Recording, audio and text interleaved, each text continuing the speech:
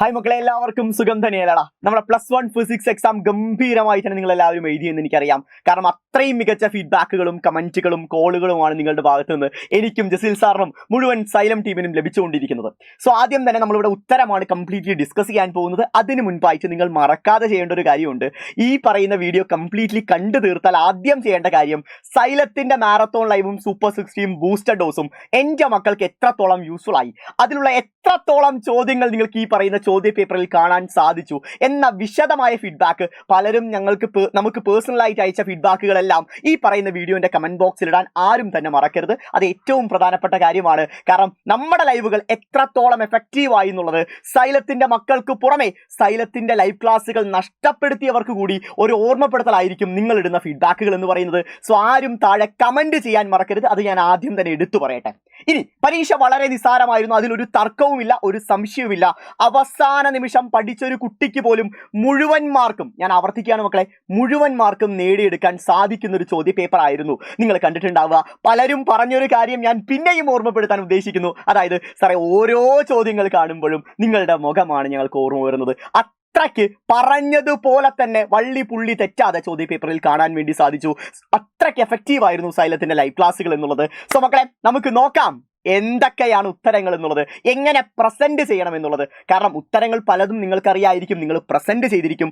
എങ്കിൽ പോലും അതിനെ എങ്ങനെ പ്രസന്റ് ചെയ്താൽ എനിക്ക് ഫുൾ മാർക്കിലോട്ട് എത്താൻ സാധിക്കും. കാരണം ഉത്തരക്കടലാസ് ടീച്ചർ തരുമ്പോൾ നമ്മൾ എക്സ്പെക്ട് ചെയ്ത മാർക്ക് ആവണമെന്നില്ല, ചിലപ്പോൾ നമ്മൾ എക്സ്പെക്ട് ചെയ്ത മാർക്ക് തന്നെയായിരിക്കും. സോ എവിടെയൊക്കെയാണ് മാർക്ക് പോകാൻ സാധ്യത? കാരണം ഈ പറയുന്ന ക്രിസ്മസ് എക്സാമിന്റെ മാർക്ക് നിങ്ങൾക്ക് പ്രാധാന്യമില്ല എന്ന് വെച്ചാൽ പ്രാധാന്യമുണ്ട്. പക്ഷെ ഇതല്ല അൾട്ടിമേറ്റ് എന്ന് പറയുന്നത്. പബ്ലിക് എക്സാം എന്ന് പറയുന്ന എക്സാം ഉണ്ട്. സോ അതിൽ നമുക്ക് മുഴുവൻ മാർക്കും നേടാൻ ഇവിടെ നിങ്ങൾ എന്തെങ്കിലും പിഴവുകൾ വരുത്തിയിട്ടുണ്ടെങ്കിൽ, ഈവൻ ആൻസറിലായിരിക്കില്ല, പ്രസന്റേഷനിലായിരിക്കും. സോ ആ പിഴവുകൾ റെക്ടിഫൈ ചെയ്യാൻ വേണ്ടിയിട്ടാണ് ഈ വീഡിയോയിൽ നമ്മൾ ശ്രമിക്കാൻ പോകുന്നത്.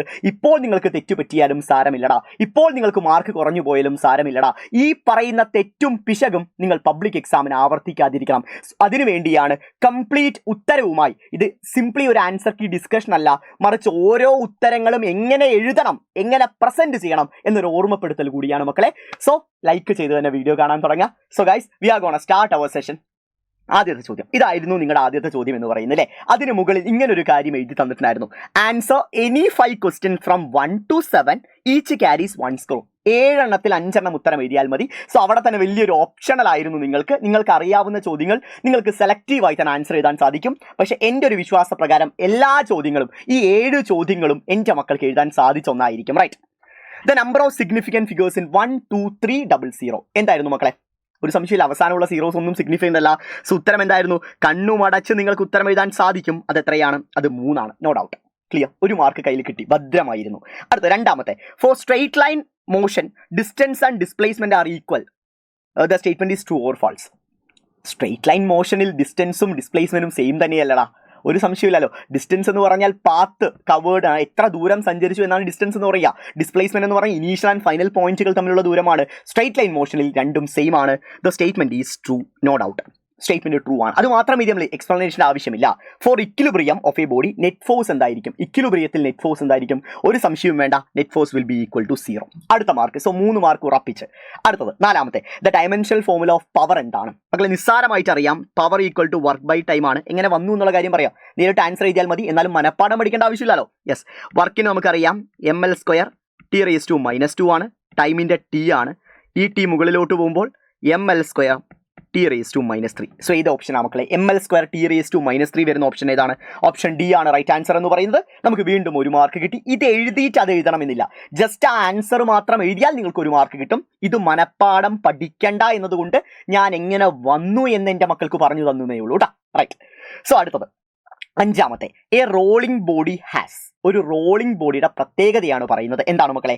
അതിന് ട്രാൻസ്ലേഷൻ മോഷൻ ഉണ്ട്, റൊട്ടേഷൻ മോഷൻ ഉണ്ട്, ഒരു സംശയമില്ല. So option C is the right answer. So 5 എണ്ണം ഇപ്പോൾ സെറ്റ് ആയിട്ടുണ്ട്. അടുത്തത് 2 എണ്ണം ഓപ്ഷനിലാണ്, അതിലേതും നിങ്ങൾക്ക് ആൻസർ ചെയ്യാം. The excess pressure inside a drop of liquid. നമ്മൾ ഫ്ലൂയിഡ്സിൽ അടിപൊളിയായി പറഞ്ഞു തന്ന കാര്യമാണ്. എന്താണ് മക്കളെ? യെസ്, 2s/r ആണ് റൈറ്റ് ആൻസർ എന്ന് പറയുന്നത്. നിങ്ങൾക്ക് അറിയുന്നു വിചാരിക്കുന്നു. അടുത്തത് 7ാമത്തെ ചോദ്യം, during the phase change of substance of temperature remains thermal properties എന്നുള്ള ചോദ്യമാണ്. ആ ഗ്രാഫ് ഞാൻ ബൂസ്റ്ററിൽ അടിപൊളിയായി പഠിപ്പിച്ചെന്ന കാര്യമായിരുന്നു. ശരിയാ മക്കളെ, അത് ആ ഫേസ് ചേഞ്ച് നടക്കുമ്പോൾ ടെമ്പറേച്ചർ എന്തായിരിക്കും? Temperature remains constant. ഇതും നിങ്ങൾക്ക് എഴുതാൻ സാധിച്ചു എന്ന് വിചാരിക്കുന്നു. സോ 7 ചോദ്യങ്ങൾ ഓപ്ഷണലായി 5 എണ്ണമാണെങ്കിൽ പോലും 7 എണ്ണവും ശരിയുത്തരം എഴുതാൻ എൻ്റെ മക്കൾ ക്യാപ്പബിൾ ആയിരിക്കും, നോ ഡൗട്ട്. സെറ്റ്. അടുത്തതിലോട്ട് കിടക്കാം. Next one. അടുത്ത 8 മുതൽ 14 വരെയുള്ള ചോദ്യങ്ങളിൽ ഏതെങ്കിലും 5 എണ്ണം എഴുതിയാൽ മതി. ഓരോന്നിനും 2 മാർക്ക് വീതമാണ് നിങ്ങൾക്ക് ലഭിക്കുന്നത്. ഓക്കെ, നമുക്ക് നോക്കാം. Define acceleration, give its unit and dimension. നമുക്ക് എല്ലാവർക്കും അറിയാം ആക്സലറേഷൻ എന്താണെന്നുള്ള കാര്യം. Acceleration is a rate of change of velocity ആണ്. സിംപ്ലി നമുക്ക് എങ്ങനെ എഴുതാം മക്കളെ? വേറൊരു കളർ എടുക്കാം, ബ്ലാക്ക് എടുക്കാം. Okay, so acceleration equal to dv/dt എന്ന് നിങ്ങൾക്ക് എഴുതാം, അല്ലെങ്കിൽ change in velocity by time എന്ന് എഴുതാം. മാർക്ക് കിട്ടും. അതിന്റെ യൂണിറ്റ് എന്ന് പറഞ്ഞാൽ എന്താണ്? മീറ്റർ പെർ സെക്കൻഡ് ആണ്. ഡയമെൻഷൻ എന്ന് പറഞ്ഞാൽ L(t⁻²) ആണ്. ഈ പറയുന്ന കാര്യങ്ങൾ എഴുതിയാൽ നിങ്ങൾക്ക് ഉറപ്പായും 2 മാർക്ക് കിട്ടും. അതിനകത്ത് എന്താണ് ആക്സിലറേഷൻ എഴുതണം. ജസ്റ്റ് ഇക്വേഷൻ മാത്രം എഴുതിയാലും പ്രശ്നമില്ല, മാർക്ക് തരാൻ സാധ്യതയുണ്ട്. എങ്കിൽ പോലും it is the rate of change of velocity എന്ന് എഴുതിയാൽ ഒരു പ്രോബബിലിറ്റി കൂടി കൂടുതലായിരിക്കും. പിന്നീട് ഇക്വേഷൻ എഴുതുക, പിന്നീട് യൂണിറ്റ് എഴുതുക, പിന്നീട് ഡയമെൻഷൻ എഴുതുക. ഇത് 3 എഴുതിയാൽ മാത്രമേ നിങ്ങൾക്ക് 2 മാർക്ക് കിട്ടാൻ സാധ്യതയുള്ളൂ. ഡയമെൻഷൻ എഴുതിയില്ലെങ്കിൽ 1 മാർക്ക് കൊണ്ടുപോകും. യൂണിറ്റ് ആണ് പറഞ്ഞതെങ്കിൽ അപ്പോഴും 1 മാർക്ക് പോകും. സോ ഇത് 3 എഴുതിയ ഒരു കുട്ടിക്കാണ് എന്ത് കിട്ടാൻ പോകുന്നത്? 2 മാർക്ക് ലഭിക്കാൻ പോകുന്നത്. റൈറ്റ്. അടുത്ത state triangle of vector addition. ഒരു പ്രശ്നമില്ല, സ്റ്റേറ്റ്മെന്റ് മാത്രമാണ്. പക്ഷെ പടം വരച്ച് തന്നെ സ്റ്റേറ്റ് ചെയ്യണം. ചുമ്മാ സ്റ്റേറ്റ്മെന്റ് എഴുതിയാൽ 1 മാർക്കേ കിട്ടത്തുള്ളൂ. പടം വരച്ച് ഈ സ്റ്റേറ്റ്മെന്റ് അതുപോലെ തന്നെ എഴുതിയാലേ 2 മാർക്ക് കിട്ടത്തുള്ളൂ. ഇത് നമ്മൾ ഓൾറെഡി പഠിപ്പിച്ചു തന്ന കാര്യമാണ്. 2 വെക്ടേഴ്സ് ഒരു ട്രയാങ്കിളിന്റെ 2 അഡ്ജസന്റ് സൈഡ്സ് ആണെങ്കിൽ, ഹാവിംഗ് സെയിം ഓർഡർ ആണെങ്കിൽ, 3ാമത്തെ വശമായിരിക്കും റിസൾട്ടന്റ് എന്ന് പറയുന്നത്. ആ റിസൾട്ടന്റിന് ഓപ്പോസിറ്റ് ഓർഡർ ആയിരിക്കും. ആ പടം വരയ്ക്കുമ്പോൾ ഈ പറയുന്ന എയും ബിയും 6ഉം മാർക്ക് ചെയ്തില്ലെങ്കിലും 1/2 മാർക്ക് നഷ്ടപ്പെടും. സോ പടം വരച്ച് പ്രോപ്പർലി ഈ പാരാമീറ്റേഴ്സ് എല്ലാം മാർക്ക് ചെയ്താൽ മാത്രമേ 2 മാർക്ക് നിങ്ങളുടെ കൈകളിൽ ഇരിക്കത്തുള്ളൂ. സോ അടുത്ത ചോദ്യത്തിലൂടെ നടക്കുന്നു. 10ാമത്തെ ചോദ്യമാണ് മക്കളെ. What is momentum? Is it A vector or scalar quantity? എന്താണ് മൊമെന്റം? സോ മൊമെന്റം എന്താണെന്ന് ചോദിച്ചാൽ അവിടെ ഈ സ്റ്റേറ്റ്മെന്റ് ഇമ്പോർട്ടന്റ് ആണ്. Momentum is the product of mass and velocity. അതെന്തായാലും എഴുതിയിരിക്കണം, ഒരു സംശയമില്ല. എന്നിട്ട് മൊമെന്റത്തിന് ഇക്വേഷൻ എഴുതാം, P = mass into velocity. Momentum എന്ത് ക്വാണ്ടിറ്റിയാണ്? ഒരു സംശയമില്ല, momentum is A vector quantity. Momentum ഒരു vector ക്വാണ്ടിറ്റിയാണ്, mass into velocity. Right. ഇത് എഴുതിയാൽ മാർക്ക് കിട്ടും. ഈ ഇക്വേഷനിൽ വെക്ടർ സിമ്പിൾ ഇട്ടില്ലെങ്കിൽ പോലും താഴെ വെക്ടർ ക്വാണ്ടിറ്റി എന്ന് എഴുതിയാൽ മതി. That's it. സോ മൊമെന്റം എന്ന് പറഞ്ഞാൽ മാസിന്റെയും വെലോസിറ്റിന്റെയും പ്രോഡക്റ്റ് ആണെന്ന് സെന്റൻസ് വൈസ് എഴുതണം. അതുപോലെ തന്നെ ഇക്വേഷൻ എഴുതണം. അതിനുശേഷം വെക്ടർ ക്വാണ്ടിറ്റി ആണെന്ന് എഴുതണം. സപ്പോസ് പലരും ചെയ്തിട്ടുണ്ടാവുക, സാറേ ഞാൻ ഈ പറഞ്ഞ ഇക്വേഷൻ എഴുതിയിട്ട് ഞാൻ വെക്ടർ എഴുതി, എനിക്ക് 2 മാർക്ക് കിട്ടുമോ? സാധ്യത കുറവാണ്. മേ ബി ഒരു 1/2 മാർക്ക് ടീച്ചർ പിടിക്കാൻ സാധ്യതയുണ്ട്. അങ്ങനെ പിടിച്ചാലും പ്രശ്നമില്ല. പബ്ലിക് എക്സാമിന് ആ തെറ്റ് നിങ്ങൾ ആവർത്തിക്കരുത്. ഇവിടെ സ്റ്റേറ്റ്മെന്റ് എഴുതിയിട്ട് വേണം ഇക്വേഷൻ എഴുതാൻ, അത് മറക്കരുത്. അടുത്തത്, write the expression for potential energy and kinetic energy and mention each term. നമുക്ക് 2ന്റെയും എക്സ്പ്രഷൻ ആണ് അവർ പറയുന്നത്.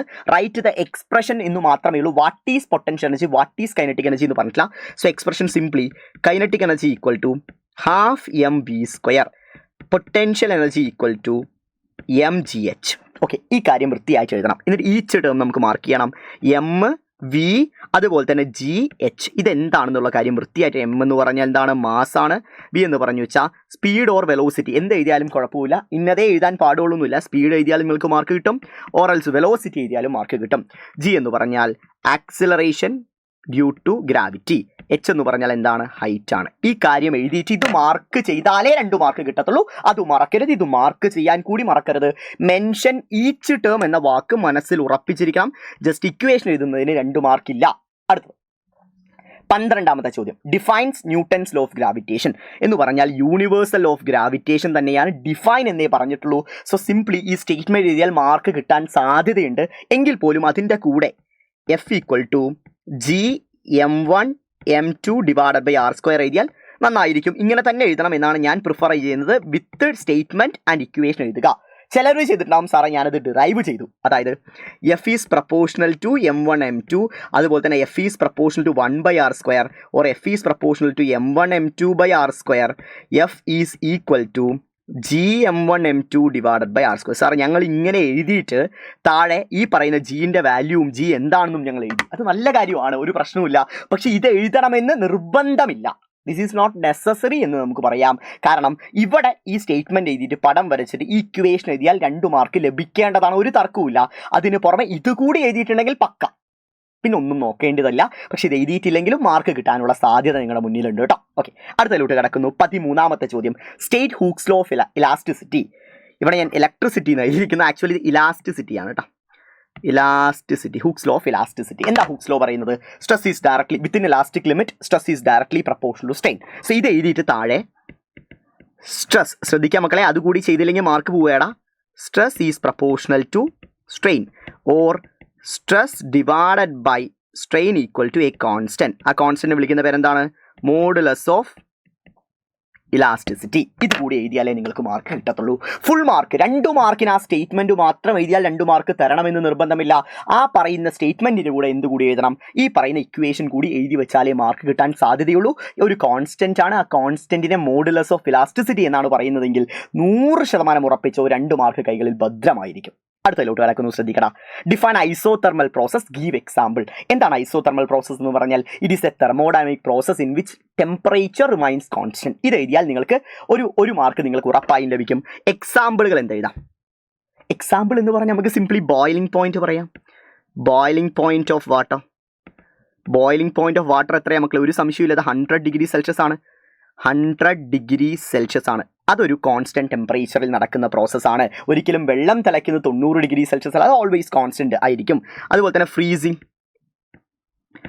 ഫ്രീസിങ് ഓഫ് വാട്ടർ, വെള്ളം ഐസായി മാറുന്ന ഫ്രീസിങ് പോയിന്റ് എന്ന് പറയാം. Or else freezing point, freezing of water എന്ന് പറഞ്ഞില്ലെങ്കിൽ പോലും ഫ്രീസിങ് പോയിന്റ് അത് 0 ഡിഗ്രി സെൽഷ്യസ് ആണ്. സംശയമില്ലല്ലോ, അത് 0 ഡിഗ്രി സെൽഷ്യസ് ആണ്. So boiling point of water, freezing point of water എന്നൊക്കെ നിങ്ങൾ പറഞ്ഞു കഴിഞ്ഞാൽ അത് 100 ഡിഗ്രി, 0 ഡിഗ്രി സെൽഷ്യസ്, ഇതൊക്കെ ഐസോതെർമൽ പ്രോസസ്സുകൾക്ക് എക്സാമ്പിൾ ആണ്. ഇത് മനസ്സിലാക്കേണ്ടതാണ് കേട്ടോ. ഓക്കെ, അടുത്തതിലോട്ട് കിടക്കുന്നു. ഇവിടെ ഐസോതെർമൽ പ്രോസസ്സ് എഴുതുമ്പോൾ അതിൻ്റെ കൂടെ ഇക്വേഷൻ എഴുതിയ കുറച്ചുകൂടി നന്നായിരിക്കില്ലേ സാർ? തീർച്ചയായും നന്നായിരിക്കും. ഇക്വേഷൻ എഴുതുന്നത് നന്നായിരിക്കും. ഇക്വേഷൻ കൂടി ഞാൻ പറഞ്ഞുതരാം. PV equal to a constant or P1 V1 equal to P2 V2. ഇത് കൂടി എഴുതിയിട്ടുള്ള ആൾക്കാർക്ക് കുറേ കൂടി അഡ്വാൻറ്റേജ് കൂടുതലാണ്. കാരണം ഈ ചോദ്യത്തിൽ ഇത് എഴുതിയില്ലെങ്കിലും മാർക്ക് ഉറപ്പാണ്, പ്രശ്നമില്ല. കാരണം ഇവിടെ എക്സ്പ്രഷൻ എഴുതാൻ പറഞ്ഞിട്ടുണ്ടോ? ഇല്ല. Define isothermal process and example മാത്രമേ ഉള്ളൂ. പക്ഷേ ഇവിടെ നിങ്ങൾ ഇങ്ങനെ പ്രസന്റ് ചെയ്തിട്ടുണ്ടെങ്കിൽ പബ്ലിക് എക്സാമിന് ഇത് ഉപകരിക്കുന്ന കാര്യം പറഞ്ഞു തരട്ടെ. നിങ്ങളുടെ ക്രിസ്മസ് എക്സാം നമ്മുടെ ടീച്ചർമാരാണ് നോക്കുന്നത്. പക്ഷേ പബ്ലിക് എക്സാമിന് കുറച്ച് അഡീഷണൽ കാര്യം കൂടി എഴുതിയിട്ടുണ്ടെങ്കിൽ, നമ്മൾ ഏതെങ്കിലും ഒരു ചോദ്യത്തിൽ എന്തെങ്കിലും ചെറിയ പിശക് വരുത്തിയിട്ടുണ്ടെങ്കിൽ ആ ടീച്ചർമാരത് കണ്ണടച്ച് വിടും. ഒരു തർക്കവും ഇല്ലാത്ത കാര്യമാണ്. ഞാൻ പറയുന്നു, ഇത് നമ്മുടെ ക്രിസ്മസ് എക്സാമിൽ നമ്മുടെ ടീച്ചർമാർ അങ്ങനെയൊന്നുമല്ല. പക്ഷെ പബ്ലിക് എക്സാമിലാണെങ്കിൽ നിങ്ങൾ മുഴുവൻ മാർക്കിനും വേണ്ടി പരീക്ഷ എഴുതുന്ന ഒരു കുട്ടിയാണെങ്കിൽ ഈ പറയുന്ന ചോദ്യത്തിൽ സാറെ കുറച്ചുകൂടി അഡീഷണൽ എന്നെ കൊണ്ട് എഴുതാൻ സാധിച്ചു, പക്ഷേ ഏതെങ്കിലും ഒരു ചോദ്യത്തിൽ ഒരു 1/2 മാർക്കിൻ്റെ ഉത്തരം എഴുതാൻ എന്നെ കൊണ്ട് സാധിച്ചില്ല, അല്ലെങ്കിൽ അവിടെ ഞാൻ അത്രയ്ക്ക് കംപ്ലീറ്റ് ആയിട്ട് പ്രസൻറ്റ് ചെയ്തില്ലെങ്കിൽ പോലും ടീച്ചർമാർ ബാക്കിയുള്ള ചോദ്യം എല്ലാം കംപ്ലീറ്റ് ആയിട്ടും അഡീഷണലിയും കാര്യങ്ങൾ നിങ്ങൾ അത്രയും ഇൻഫോർമേറ്റീവ് ആയിട്ട് പ്രസൻറ്റ് ചെയ്തിട്ടുണ്ടെങ്കിൽ ഉറപ്പായും അവിടെ നിങ്ങൾക്ക് ആ കൺസിഡറേഷൻ ലഭിക്കാൻ സാധ്യതയുണ്ട്. സോ ഇതൊക്കെ എഴുതുന്നത് കുറച്ചുകൂടി നല്ലതായിരിക്കും കേട്ടോ. ഓക്കെ, ക്ലിയർ അല്ലേ? കാര്യം മനസ്സിലായില്ലേ? സെറ്റ് അല്ലേ? സോ അടുത്തതിലോട്ട് കിടക്കുന്നു. ഇനിയുള്ള ചോദ്യങ്ങൾക്കെല്ലാം 3 മാർക്കാണ് മക്കളെ. ആദ്യത്തെ ചോദ്യം, what are the uses of dimension analysis? Explain. അപ്പോൾ ഡയമെൻഷൻ അനാലിസിസിൻ്റെ യൂസസ് എന്തൊക്കെയാണെന്ന് ചോദ്യം. ഒരെണ്ണം, to check the correctness of the equation, to deduce the relation among physical quantity, to convert one system of unit to another. ഇതാണ് കാര്യം. ഇതിൽ പലർക്കും, എനിക്കറിയാം പലരും ചെയ്ത കാര്യം, സാറേ ആദ്യത്തെ 2 ഞങ്ങൾ എഴുതി, ഓക്കെയാണ്. ആദ്യത്തെ 2 എഴുതിയാൽ മതി, 3ാമത്തെ എഴുതണമെന്ന് നിർബന്ധമില്ല. കാരണം നിങ്ങൾക്ക് വലിയ ധാരണയില്ലെങ്കിൽ ആദ്യത്തെ 2 എഴുതിയാൽ മതി. പക്ഷേ ഈ പറയുന്ന ജസ്റ്റ് ഈ പേര് മാത്രം എഴുതിയാൽ പോരാ. അതുകൂടി ഞാൻ എടുത്തു പറയുന്നു. 3 മാർക്ക് ലഭിക്കാൻ 3 പേരുകളിലോ 2 പേരുകളിലോ 3 മാർക്ക് ലഭിക്കില്ല. അപ്പോൾ ഞങ്ങൾ എന്ത് ചെയ്യണം? അതുകൂടി പറഞ്ഞുതരാം. To check the correctness of the equation എന്ന് എഴുതിയിട്ട്, dimensional correctness of the equation എന്ന് എഴുതിയിട്ട് അതെങ്ങനെയാണ് ചെക്ക് ചെയ്യുന്നത്? പ്രിൻസിപ്പിൾ ഓഫ് ഹോമോജിനിറ്റി അനുസരിച്ച് ഒരു ഇക്വേഷൻ്റെ LHSലും RHSലുമുള്ള എല്ലാ ടേംസിനും ഒരേ ഡയമെൻഷൻ ആകുമ്പോൾ ആ ഇക്വേഷൻ ഡയമെൻഷനലി കറക്റ്റ് ആയിരിക്കും. സിമിലർ വേ അതുപോലെ തന്നെ എങ്ങനെയാണ് റിലേഷൻ നമ്മൾ ഡിറൈവ് ചെയ്യുന്നത്? ജസ്റ്റ് നിങ്ങൾക്കറിയുന്ന ഭാഷയിൽ എഴുതിയാൽ മതി. സിംപ്ലി അതുമായിട്ട് ഡിപ്പെൻഡ് ചെയ്യുന്ന പാരാമീറ്റേഴ്സ് എഴുതിയിട്ട് അതിൻ്റെ ഡയമെൻഷൻസ് എഴുതിയിട്ട് പവേഴ്സ് ഇക്വേറ്റ് ചെയ്തിട്ട് we can simply derive the relation among physical quantities എന്ന് പറഞ്ഞിട്ട് നിങ്ങളുടെ ഓൺ വേർഡ്സിലുള്ള തിയറിയിൽ ഇത് കൂടി എഴുതിയിരിക്കണം, എങ്കിലേ 3 മാർക്ക് കിട്ടത്തുള്ളൂ. ഈ പേരുകൾ മാത്രം എഴുതി വെച്ചാൽ നിങ്ങൾക്ക് പകുതി മാർക്കായ 1.5 മാർക്കിലോട്ട് ഒതുങ്ങേണ്ടി വരും. പിന്നെ convert one system of unit to another കൂടി എഴുതി അതും പ്രോപ്പർലി എക്സ്പ്ലെയിൻ ചെയ്താൽ ഒരു സംശയമില്ല, ഫുൾ മാർക്ക് കിട്ടിയിരിക്കും. അത് ചെയ്തില്ലെങ്കിൽ പോലും മാർക്ക് കിട്ടാനുള്ള സാധ്യതയുണ്ട്. അത് ചെയ്താൽ, അതായത് ഈ പറയുന്ന CGS സിസ്റ്റം ഓഫ് യൂണിറ്റിനെ SIയിലോട്ട് കൺവേർട്ട് ചെയ്യുക, അല്ലെങ്കിൽ SIനെ CGSലോട്ട് കൺവേർട്ട് ചെയ്യുക, ഇത്തരം പരിപാടികൾക്ക് കൂടി ഈ പറയുന്ന ഡയമെൻഷൻ അനാലിസിസിൻ്റെ അപ്ലിക്കേഷൻ ഉപകരിക്കുന്നുണ്ട്. അതും ജസ്റ്റ് ഒന്ന് മനസ്സിലാക്കി വെക്കുക കേട്ടോ. റെഡി, സെറ്റല്ലേ? ഒരു തരി സംശയമില്ലാലോടാ, വൃത്തിയായി മനസ്സിലായില്ലടാ. സോ ഇതാണ് കാര്യം എന്ന് പറഞ്ഞാൽ അതിൻ്റെ കൂടെ എക്സ്പ്ലനേഷൻ കൂടി എഴുതാൻ മറക്കരുത് കേട്ടോ. ഇതാണ് 3 മാർക്കിൻ്റെ ചോദ്യം.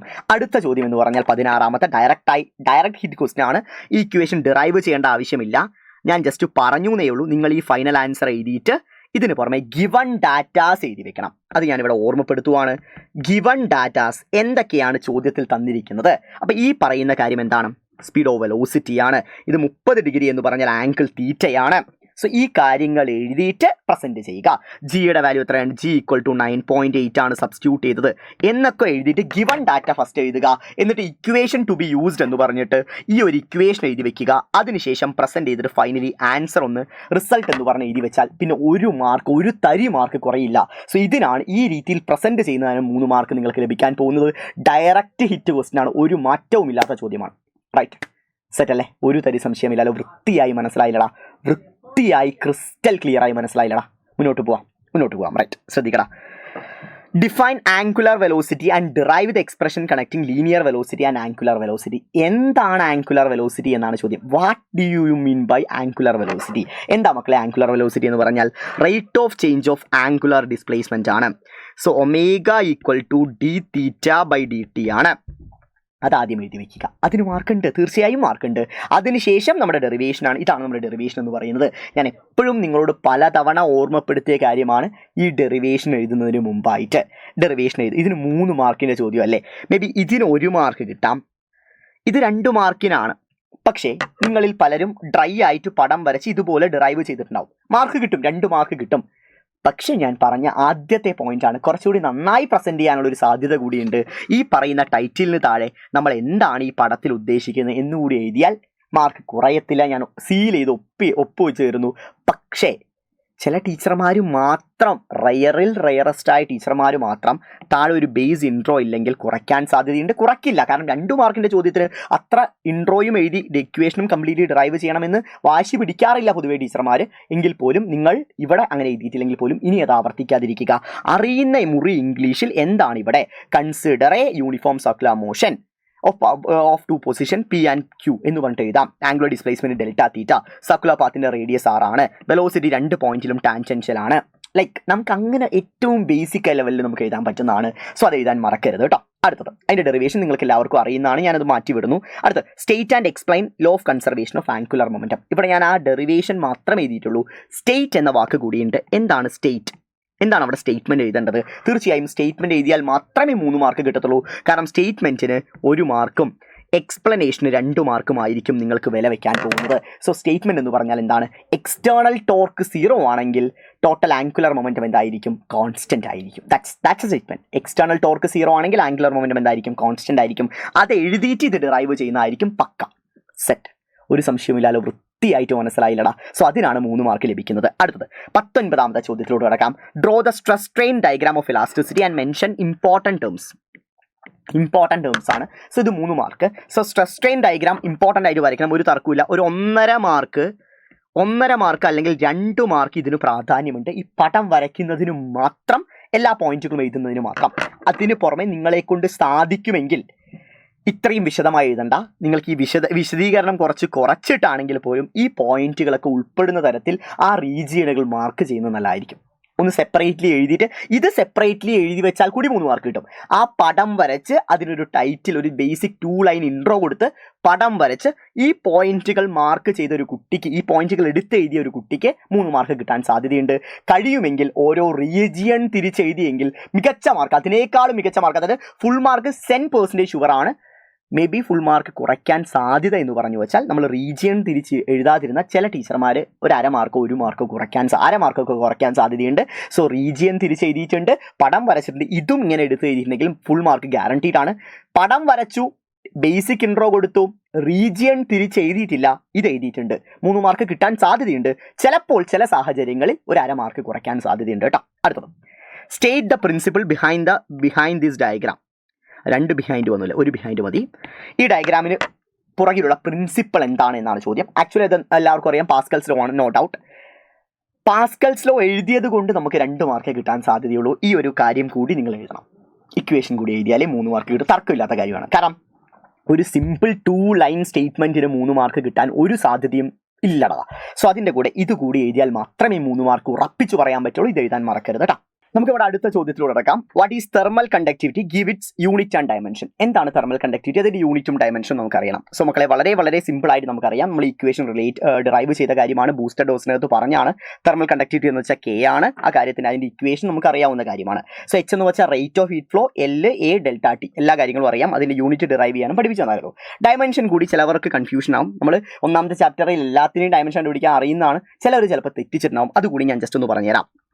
So dimension of K, H എന്ന് പറഞ്ഞാൽ ഹീറ്റ് അല്ല, ഹീറ്റ് എനർജി അല്ല, റേറ്റ് ഓഫ് ഹീറ്റ് ഫ്ലോ ആണ്. So heat energy per time ആണ് വരിക, ഹീറ്റ് എനർജി പെർ ടൈം ആണ് വരിക, അത് മറക്കരുത്.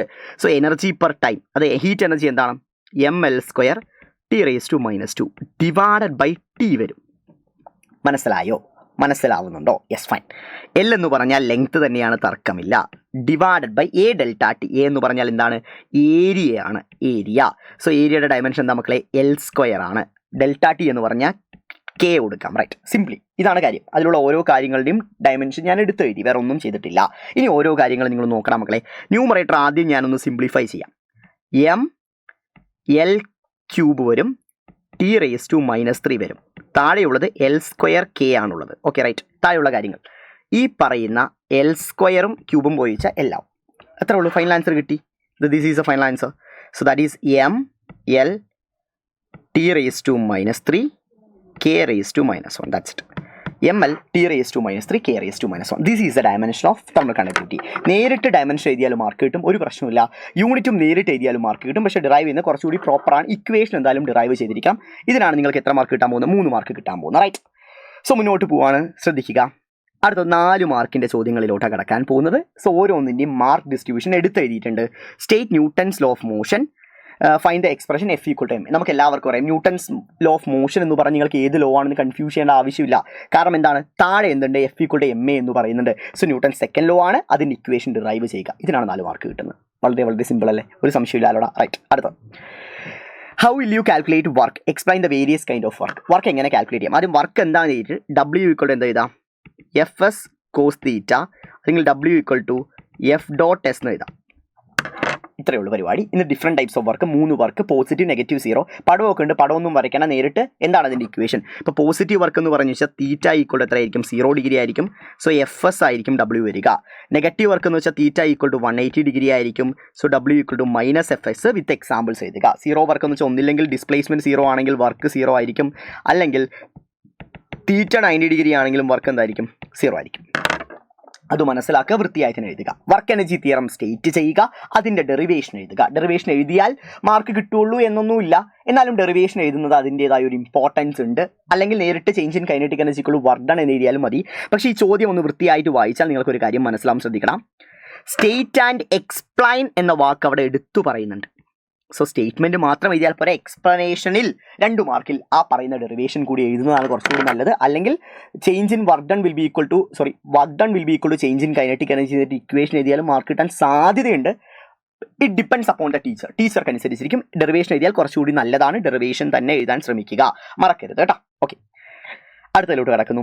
Distinguish between streamline and turbulent flow. രണ്ടും നമ്മൾ പറഞ്ഞ കാര്യമാണ്. അതിൻ്റെ ഇക്വേഷൻ ഓഫ് കണ്ടിന്യൂറ്റി എക്സ്പ്ലെയിൻ ചെയ്യുക എന്ന് പറഞ്ഞാൽ ഡിറൈവ് ചെയ്യുക തന്നെ വേണം, ഒരു സംശയവും വേണ്ട. So streamline flow or steady flow, turbulent flow രണ്ടും എക്സ്പ്ലെയിൻ ചെയ്യുക. ഇത്രയും വിശദമായി എക്സ്പ്ലെയിൻ ചെയ്തില്ലെങ്കിൽ പോലും ഒരു പോയിന്റിലുള്ള വെലോസിറ്റി സെയിം ആണ്, മറ്റവിടെ വെലോസിറ്റി വേരിയിങ് ആണ്. ആ രീതിയിലെങ്കിലും ബേസിക്കലി എഴുതുക.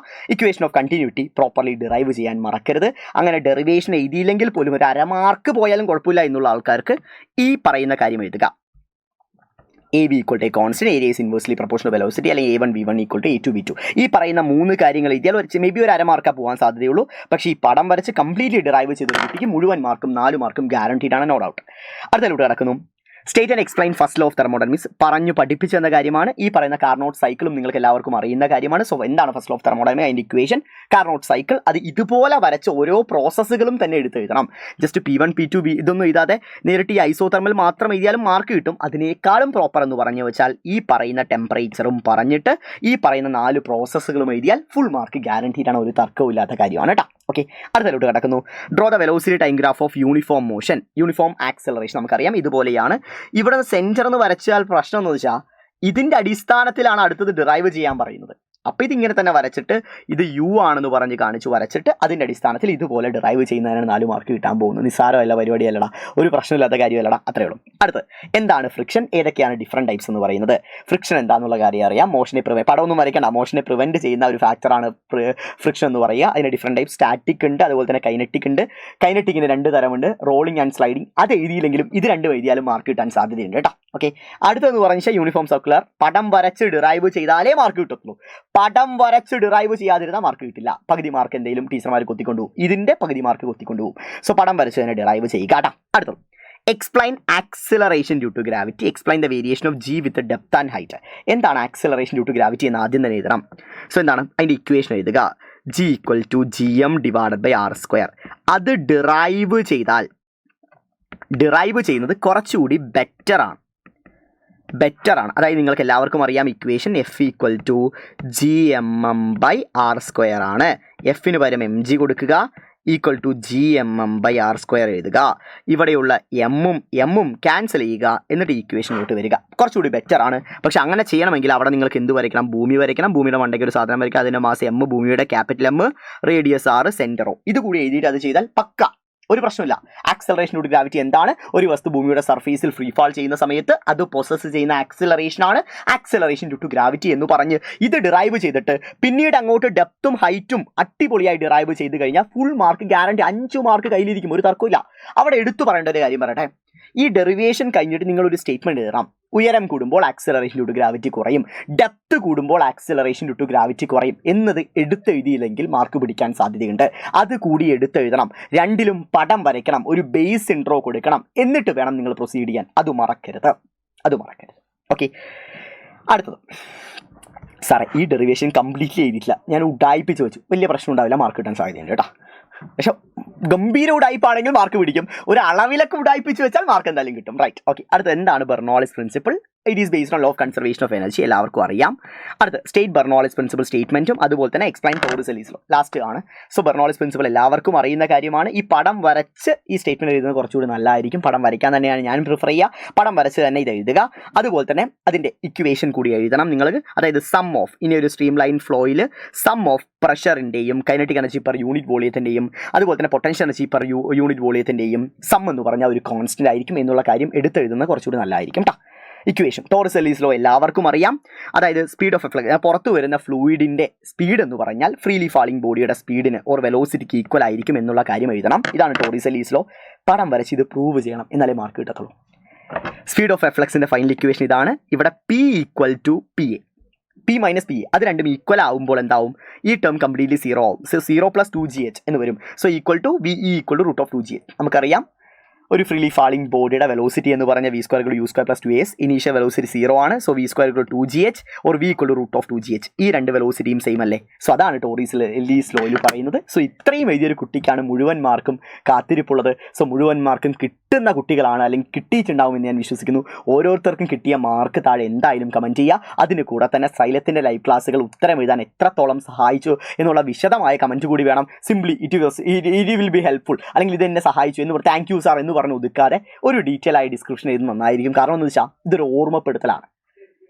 പലരും സൈലത്തിൻ്റെ ക്ലാസ്സുകൾ മെജോറിറ്റി കുട്ടികൾ കണ്ടിട്ടുണ്ട്. അങ്ങനെ കാണാത്ത ആൾക്കാർ കൂടി ഈ വീഡിയോ കാണുമ്പോൾ അതിന് താഴെയുള്ള നിങ്ങളുടെ കമൻറ്റുകൾ തന്നെയാണ് അവരെ വീണ്ടും സൈലത്തിൻ്റെ ലൈവ് ക്ലാസ്സുകളിലോട്ട് അട്രാക്ട് ചെയ്യിപ്പിക്കുന്നത്.